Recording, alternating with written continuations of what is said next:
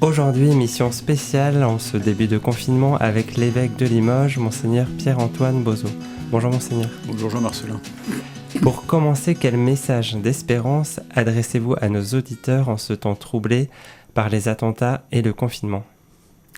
Précisément, un message d'espérance, c'est une vertu théologale, l'espérance. C'est un don de Dieu.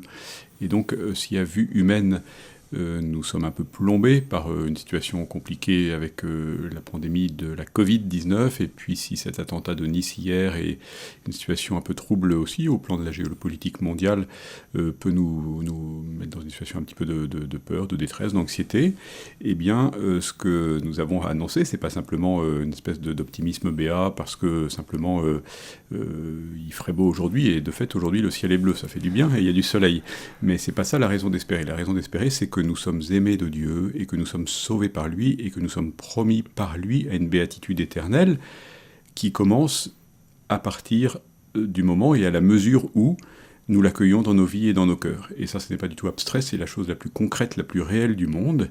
Et donc, si j'ai un message d'espérance, c'est celui-ci, nous sommes aimés de Dieu. Nous sommes aimés de Dieu. Pour la messe de la Toussaint, nous entendrons la lettre de Saint Jean qui dit ceci: « Bien-aimés, voyez quel grand amour nous est donné, pour que nous soyons appelés enfants de Dieu, et nous le sommes. » Alors voilà notre raison d'espérer. C'est aussi simple que cela, c'est capable de vaincre tous les obstacles. Et donc, il ne s'agit pas de nier les difficultés, de nier les souffrances, les nôtres propres, celles de tous nos frères humains, quelle que soit leur situation, mais il y a beaucoup de situations de détresse, mais de dire que le dernier mot, c'est la victoire de l'amour, et que c'est pas une victoire pour demain, c'est une victoire pour aujourd'hui, si nous accueillons en nos cœurs, y compris au milieu des plus profondes ténèbres, la joie de Dieu qui nous sauve. Poursuivons avec les nouvelles mesures sanitaires mises en place pour le diocèse. Monseigneur, qu'en est-il ? Alors, ce sont les mesures sanitaires édictées par le gouvernement. Nous ne pouvons pas faire ce que nous voulons dans le diocèse. Nous sommes liés, comme n'importe quel citoyen ou groupe constitué, à ce qui nous est imposé par le gouvernement, qui nous est imposé. Alors, je ne discute pas la légitimité des mesures. Je fais confiance par principe au gouvernement qui essaie d'endiguer cette terrible pandémie et de sauver des vies. Donc, j'ai confiance dans les autorités de notre pays, même si, évidemment, quand on rentre dans les détails, chaque point est discutable. Pourquoi tel commerce ouvert plutôt que tel autre, pourquoi telle possibilité, telle chose autorisée et pas telle autre. Vous voyez, c'est un discernement extrêmement compliqué, mais il nous faut d'abord être des citoyens loyaux. Et donc vraiment, je veux rentrer dans cet état d'esprit. Et donc, dans le diocèse, nous mettons en œuvre les contraintes qui sont imposées, c'est-à-dire un confinement qui a des conséquences sur le plan de la pratique cultuelle.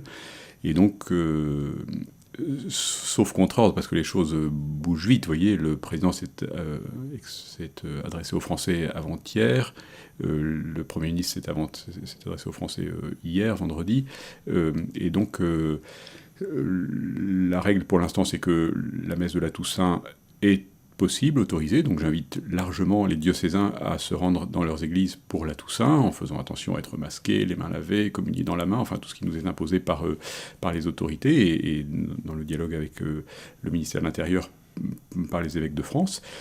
Mais j'invite vraiment les catholiques à profiter de cette occasion de pouvoir assister à la messe de la Toussaint. Et puis ensuite, sauf contre ordre, qui serait une heureuse nouvelle, mais hélas, je crains que le culte ne soit pas possible pendant tout le mois de novembre, et donc nous allons nous retrouver dans cette situation d'être privés de culte public, donc de messe dominicale, ou de semaine pour ceux qui ont l'habitude d'aller à la messe en semaine.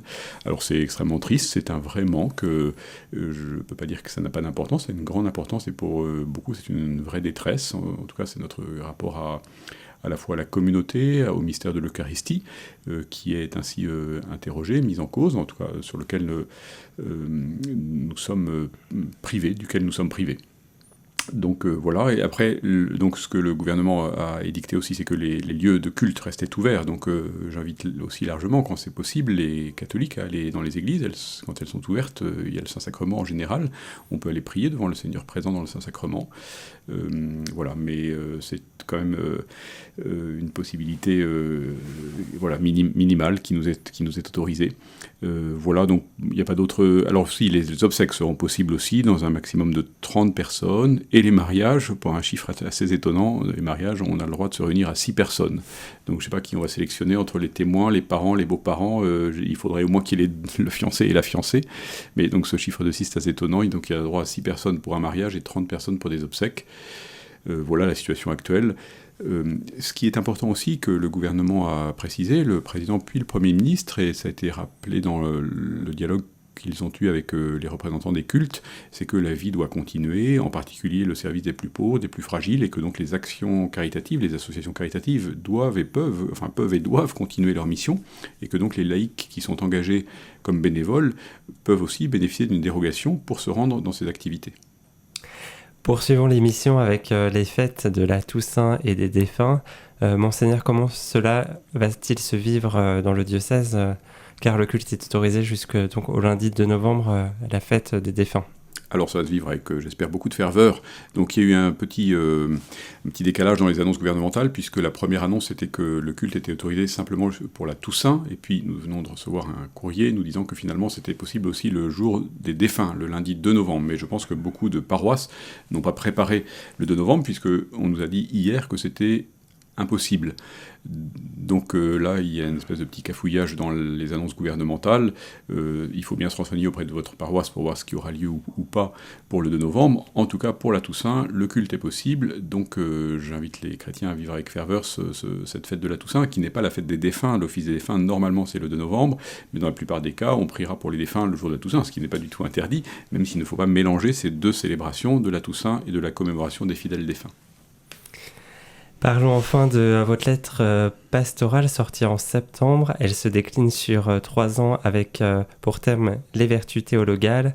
Cette année, la foi. Quels sont les moyens concrets que vous pouvez donner à nos auditeurs pour approfondir la vertu de la foi en cette période où le culte n'est pas autorisé ? Alors il y a beaucoup de moyens pour approfondir la vertu de foi. D'abord, il faut ouvrir son cœur. La foi, c'est un don de Dieu. C'est une vertu théologale, comme son nom l'indique, elle vient d'en haut. Donc il faut ouvrir son cœur, ouvrir son intelligence. C'est pas qu'une question de cœur, c'est une question d'intelligence et de volonté. Donc il faut ouvrir tout ça, tout notre être à la révélation, au don de Dieu. Et au fond, vous voyez, dans la vertu théologale de la foi, on peut dire qu'il y a 2 dimensions. Il y a une dimension d'adhésion au mystère de Dieu qui se révèle. Et puis, il y a une dimension de contenu. Notre foi a un contenu, nous croyons quelque chose. Alors, la dimension d'adhésion, elle se nourrit par la prière, beaucoup, par les sacrements. Alors là, on en sera en partie privé, sauf la présence devant le Saint-Sacrement, qui est une manière de s'approcher vraiment du Seigneur.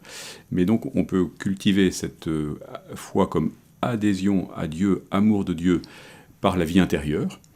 Et puis, le contenu de la foi, alors ça, normalement, c'est quelque chose qui se travaille davantage en groupe, en église, vous voyez, la formation, et puis la prédication dominicale, par exemple, c'est un des moyens pour essayer de mieux connaître, mieux comprendre, et du coup mieux adhérer à notre foi et à son contenu. Nous ne croyons pas n'importe quoi, nous croyons, au fond, ce que dit le credo.